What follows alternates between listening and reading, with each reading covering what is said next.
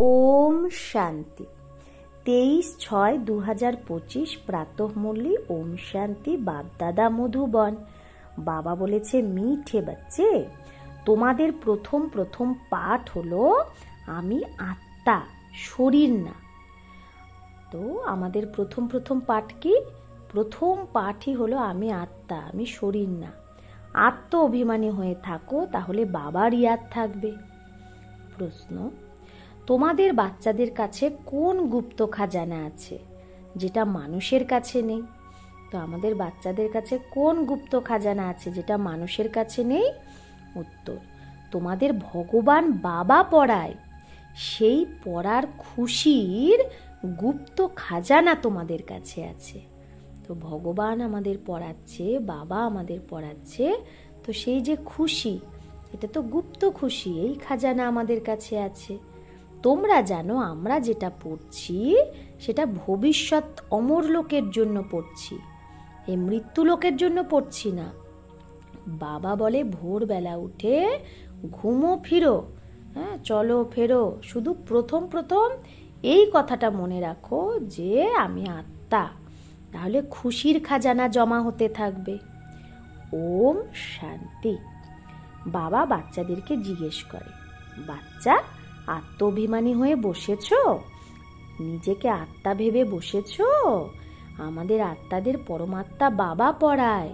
তো বাচ্চাদের এই স্মৃতি এসেছে যে আমরা দেহ নই, আমরা আত্মা। বাচ্চাদের দেহি অভিমানী বানানোর জন্যই তো মেহনত করতে হয়। বাবা আমাদের উপর কত মেহনত করছে, কত খাটছে, যাতে আমরা আত্ম অভিমানী হয়ে যাই। বাচ্চারা আত্ম অভিমানী থাকতেই পারে না, ঘড়ি ঘড়ি দেহ অভিমানে চলে আসে। তাই জন্যই তো বাবা জিজ্ঞেস করে, আত্ম অভিমানী হয়ে থাকো। আত্ম অভিমানী হলে তবেই বাবার ইয়াদ আসবে। যদি দেহ অভিমানী থাকো তাহলে লৌকিক সম্বন্ধে ইয়াদ আসবে। প্রথমে এই শব্দটা মনে রাখতে হবে যে আমি আত্মা, আমি আত্মার মধ্যে 84 জন্মের পার্ট ভরা আছে। এটা পাক্কা করতে হবে, আমি আত্মা। আধা কল্প তোমরা দেহ অভিমানী হয়ে আসছিলে, আধা কল্প মানে দাপর কলিযুগ আমরা দেহ অভিমানী হয়েছিলাম না। এখন শুধু সঙ্গম যুগেই বাবা আমাদের বাচ্চাদের আত্ম অভিমানী বানাচ্ছে। এই সঙ্গম যুগেই বাবা আত্ম অভিমানী বানাচ্ছে, যেটা 21 জন্মের জন্য চলবে। তো নিজেকে দেহ ভাবলে বাবার ইয়াদ আসবে না। তাই প্রথমে এই পাঠ পাক্কা করে নাও যে আমি আত্মা, বৃহৎ বাবার বাচ্চা। দেহের বাবাকে ইয়াদ করা কখনো এখানে শেখানো হয় না। এখন বাবা বলছে, দেহের বাবাকে ইয়াদ তো এমনিই থাকে, তো এখন বাবা বলছে আমি পারলৌকিক বাবাকে ইয়াদ করো, আত্ম অভিমানী হও। দেহ অভিমানী হলে দেহের সম্বন্ধ ইয়াদ আসবে। নিজেকে আত্মা ভাবলে বাবাকে ইয়াদ করো। নিজেকে আত্মা ভাবো আর বাবাকে ইয়াদ করো, এটাই মেহনত। তো এটা কে বোঝাচ্ছে? আমাদের আত্মাদের বাবা, আমাদের সব আত্মাদের বাবা আমাদের বোঝাচ্ছে, যাকে সবাই ইয়াদ করে যে বাবা এসো, এসে দুঃখ থেকে লিবারেট করো। বাচ্চারা জানে এই পড়ার দ্বারা আমরা ভবিষ্যতের জন্য উঁচু পথ পাচ্ছি। এই পড়ার দ্বারাই তো আমরা ভবিষ্যতে উঁচু পথ পাবো। এখন তোমরা পুরুষোত্তম সঙ্গম যুগে আছো, এই মৃত্যু লোকে এখন একদম থাকবে না, তাই না? এই মৃত্যু লোকে এখন একদমই আমরা থাকবো না। এটা আমাদের পড়া হলোই ভবিষ্যৎ 21 জন্মের জন্য।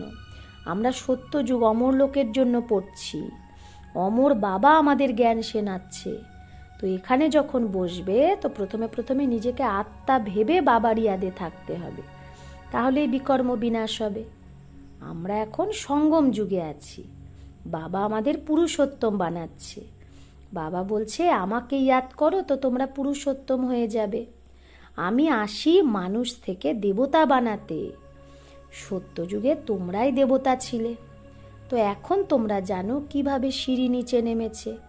আমাদের আত্মাদের মধ্যে 84 জন্মের পার্ট সেট আছে, দুনিয়ায় কেউ যে না। যে এগুলো ভক্তিমার্গ একদমই আলাদা, জ্ঞান মার্গ আলাদা। যে আত্মাদের বাবা পড়ায় তারাই শুধু জানে, আর কেউ জানে না। এটা হলো গুপ্ত খাজানা ভবিষ্যতের জন্য। তোমরা পড়োই অমর লোকের জন্য নাকি এই মৃত্যু লোকের জন্য? এখন বাবা বলে ভোরবেলা উঠে ঘুমো ফিরো, প্রথম প্রথম পাঠ এইটা ইয়াদ করো যে আমি আত্মা নাকি শরীর। আমাদের রুহানি বাবা আমাদের পড়ায়।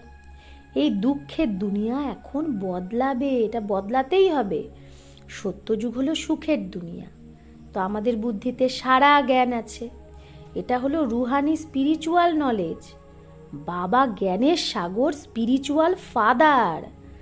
সে হলো দেহির বাবা। দেহি মানে আত্মার বাবা। বাকি তো সবাই দেহেরই সম্বন্ধী।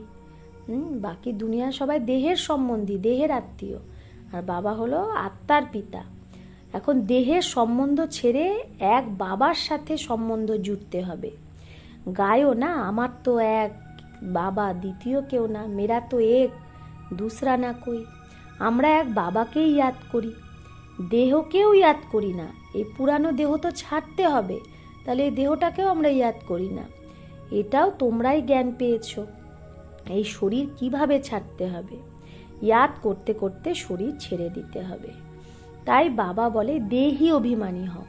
তো আমাদের বাবার ইয়াদ করতে করতে এই শরীরটা ছাড়তে হবে। তাই বাবা কি বলছে, নিজেকে আত্মা ভাবো, তবে তো শরীরটা ছাড়তে পারবে।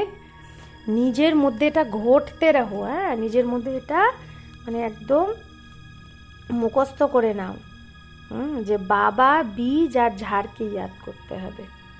শাস্ত্রে এই কল্পবৃক্ষের বৃত্তান্ত আছে, এটাও বাচ্চারা জানে। আমাদের জ্ঞান সাগর বাবা পড়ায়, কোনো মানুষ কিন্তু আমাদের পড়ায় না। এটা পাক্কা করে নিতে হবে যে বাবা জ্ঞান সাগর আমাদের পড়াচ্ছে।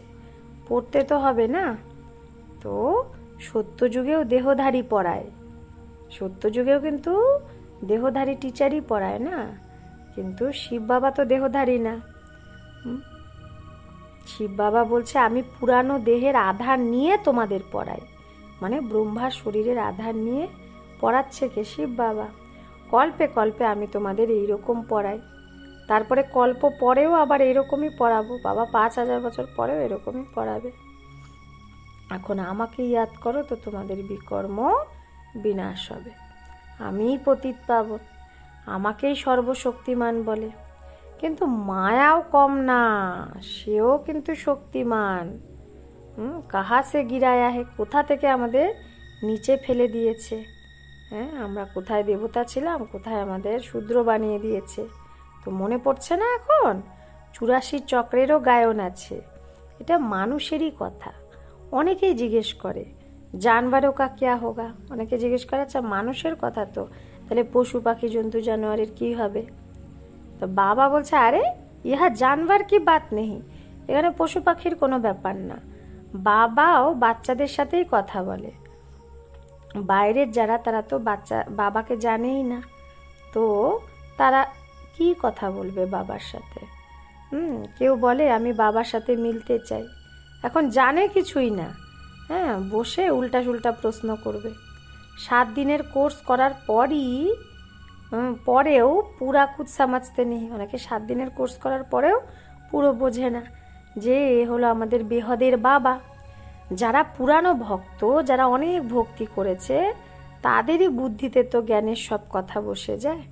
তাহলে জ্ঞানের কথা কার মধ্যে বসে যায়? যে অনেক ভক্তি করেছে। তো বাবা বলে ভক্তি কম যদি করে তাহলে বুদ্ধিতে কম বসবে।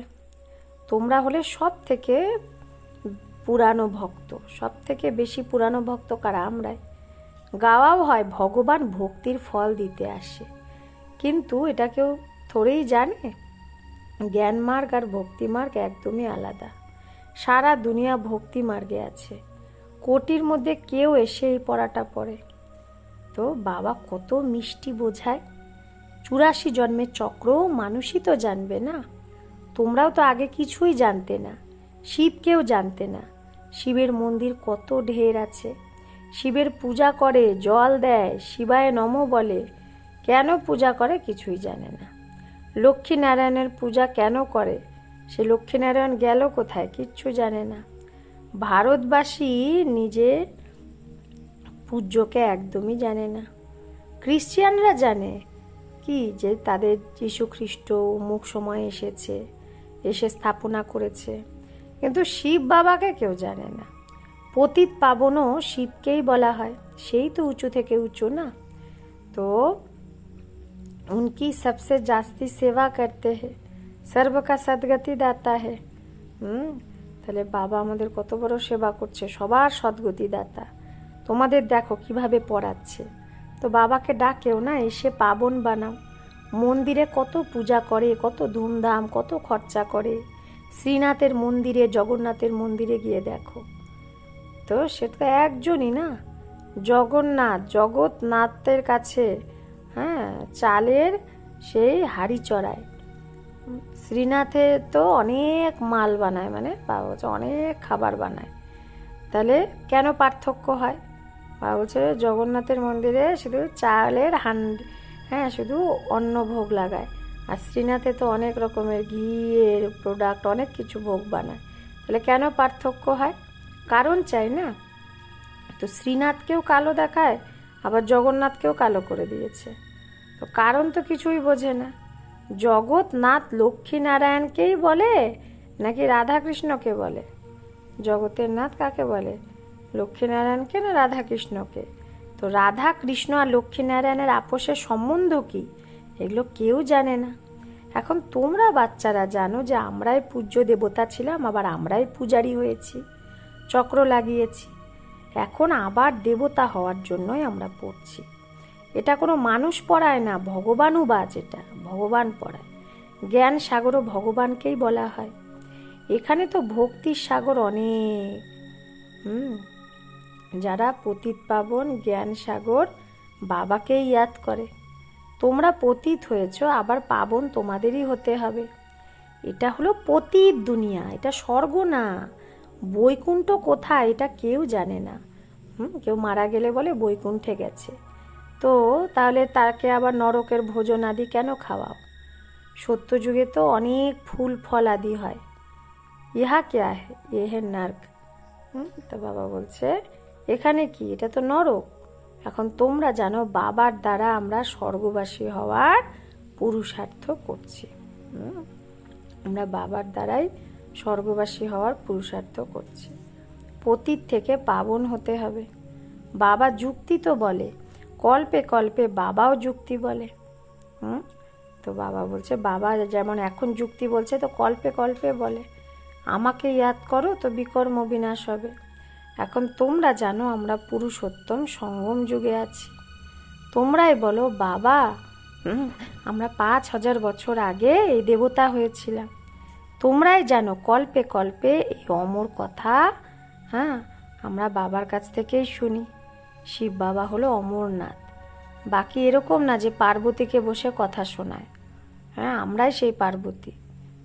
এবার ওটা তো ভক্তি দেখাচ্ছে। জ্ঞান আর ভক্তিকে তোমরাই বুঝেছ।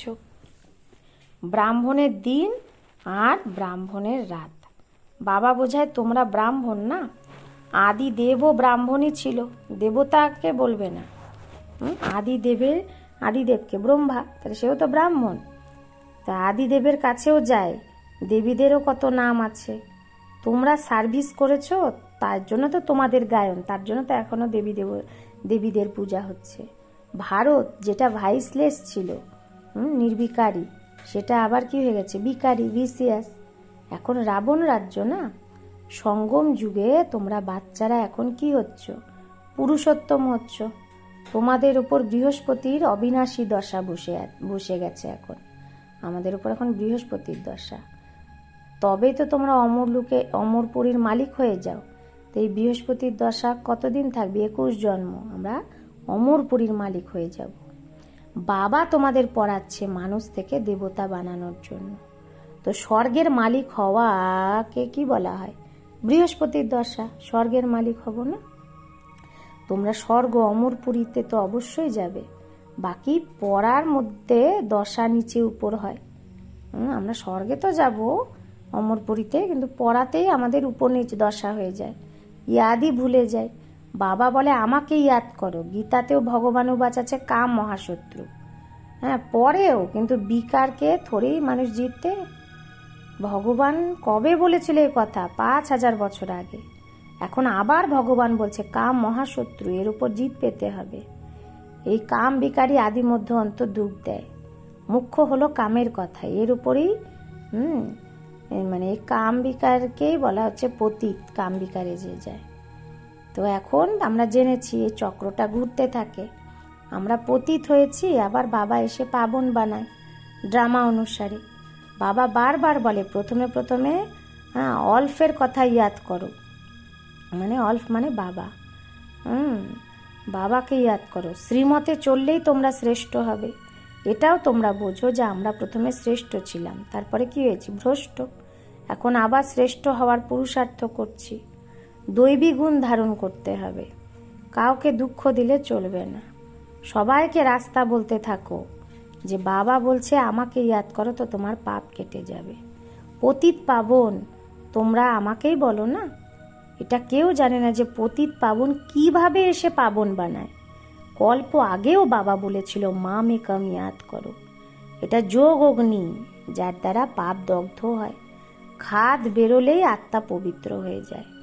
খাদ সোনাতেই দেওয়া হয় না, হ্যাঁ সোনার মধ্যে তো খাদ দেয়, তারপরে তার জন্য কি হয়ে যায়, জুয়েলারিও সেরকমই তৈরি হয়। এখন তোমাদের বাচ্চাদের বাবা বোঝায় যে আত্মার মধ্যে কি করে খাদ পড়ে সেটাকে বের করতে হবে। বাবারও ড্রামায় পার্ট আছে, যেটা তোমাদের বাচ্চাদের এসে বাবা কি বানায়, দেহি অভিমানে। পবিত্র হতে হবে। তোমরা জানো সত্যযুগে আমরা বৈষ্ণব ছিলাম, পবিত্র গৃহস্থ আশ্রম ছিল। এখন আমরা পবিত্র হয়ে বিষ্ণুপুরীর মালিক হই। তোমরা ডবল বৈষ্ণব হও, সত্যিকারের বৈষ্ণব তোমরাই। আর দুনিয়ায় তারা তো বিকারী বৈষ্ণব ধর্মের, তোমরা হলে নির্বিকারী বৈষ্ণব ধর্মের, তা আমরা কি নির্বিকারী বৈষ্ণব ধর্মের। এখন এক তো বাবাকে ইয়াদ করো, আর নলেজ যেটা বাবার মধ্যে আছে সেটা তোমরা ধারণ করো। তোমরা রাজারও রাজা হও। ওই রাজা তো অল্পকালের জন্য হয়, এক জন্মের জন্য, আর তোমাদের রাজত্বতে 21 পিঢ়ি অর্থাৎ ফুল এজ তোমরা পাশ করো। সত্যযুগে কখনো অকাল মৃত্যু হবেই না। তোমরা কালের ওপর জিত পাও।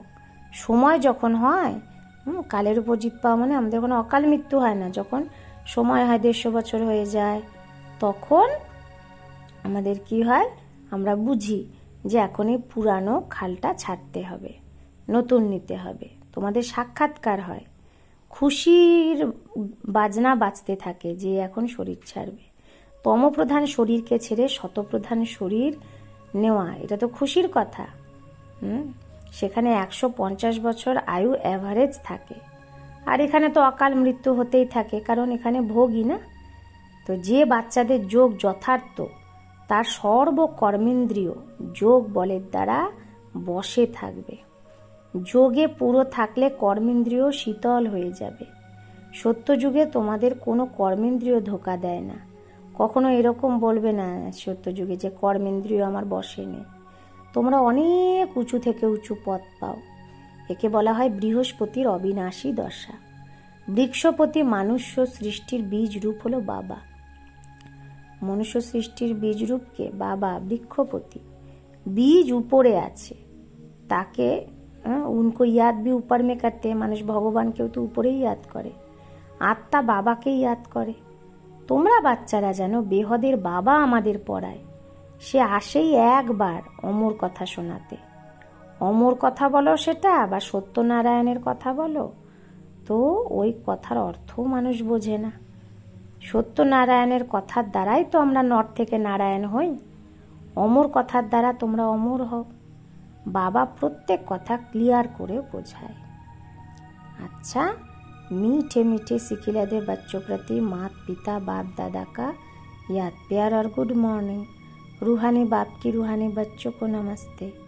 हम रूहानी बच्चों की रूहानी मात पिता बाप दादा को याद प्यार गुड मॉर्निंग और नमस्ते नमस्ते नमस्ते। शुक्रिया बाबा, आपको लाख लाख शुक्रिया। ধারণার জন্য মুখ্যসার। 1, যোগ বলের দ্বারা নিজের সর্বকর্মেন্দ্রিয়কে বশে করতে হবে। যোগ বলের দ্বারা কি করতে হবে, নিজের সর্বকর্মেন্দ্রিয়কে বশে করতে হবে। 1, বৃক্ষপতি বাবার ইয়াদেই থাকতে হবে। সত্যিকারের বৈষ্ণব অর্থাৎ পবিত্র হতে হবে। 2, ভোরবেলা উঠে প্রথম পাঠ পাক্কা করতে হবে যে আমি আত্মা, শরীর না। আমি একটা আত্মা, আমি শরীর না। আমাদের রুহানি বাবা আমাকে পড়াচ্ছে। এই দুঃখের দুনিয়া এখন চেঞ্জ হবে, এই রকম বুদ্ধিতে সারা জ্ঞান যেন সব সময় চিন্তন হতে থাকে। বরদান: প্রত্যেক খাজানাকে কার্যে লাগিয়ে পদ্মের কামাই যে জমা করে সেই পদ্মা পদম ভাগ্যশালী ভব। প্রত্যেক খাজানাকে যে কার্যে লাগিয়ে পদ্মের কামাই জমা করে সেই পদ্মা পদম ভাগ্যশালী ভব। প্রত্যেক সেকেন্ড পদ্মের কামাই জমা করার বরদান ড্রামায় সঙ্গমের সময়ই তোমরা পেয়েছ। তো ড্রামাতে এটাই আছে যে সঙ্গম যুগে প্রত্যেক সেকেন্ডে আমরা পদ্মের কামাই জমা করতে পারবো। এই রকম বরদানকে তোমরা নিজের প্রতিও জমা করো আর অন্যের প্রতিও দান করো। এইরকমই সংকল্পের খাজানাকে, জ্ঞানের খাজানাকে, স্থূল ধনরূপী খাজানাকে কার্যে লাগিয়ে পদ্মের কামাই জমা করো। কারণ এই সময় স্থূল ধনও যখন তুমি ঈশ্বরের জন্য সমর্পণ করছো, তখন 1 পয়সা 1 রত্নর সমান হয়ে যায়। হ্যাঁ, 1 পয়সার ভ্যালু কত হয়ে যায়? 1টা রত্নের সমান। তো এই সর্ব খাজানাকে, কি খাজানা? সংকল্পের খাজানা, জ্ঞানের খাজানা, স্থূল ধনরূপী খাজানা, এই সব খাজানাকে নিজের প্রতি বা সেবার প্রতি কার্যে লাগাও, তাহলে পদ্মা পদম ভাগ্যশালী হয়ে যাবে। তো স্লোগানে বাবা বলছে, যেখানে দিলের স্নেহ আছে সেখানে সবার সহযোগ সহজেই প্রাপ্ত হয়। যেখানে আমাদের দিলের স্নেহ থাকে সেখানে আমরা সবার সহযোগ অটোমেটিক পেয়ে যাই। অব্যক্ত ইশারা: আত্মিক স্থিতিতে থাকার অভ্যাস করো, অন্তর্মুখী হও। এখন এই রকম ট্রান্সপারেন্ট অর্থাৎ পারদর্শী হয়ে যাও যে তোমাদের শরীরের ভেতরে যে আত্মা বিরাজমান সেটা যেন সবাই স্পষ্ট দেখতে পায়। তোমাদের আত্মিক স্বরূপ তাদেরকেও তাদের আত্মিক স্বরূপের সাক্ষাৎকার করাবে। একেই বলা হয় অব্যক্ত বা আত্মিক স্থিতির অনুভব করানো।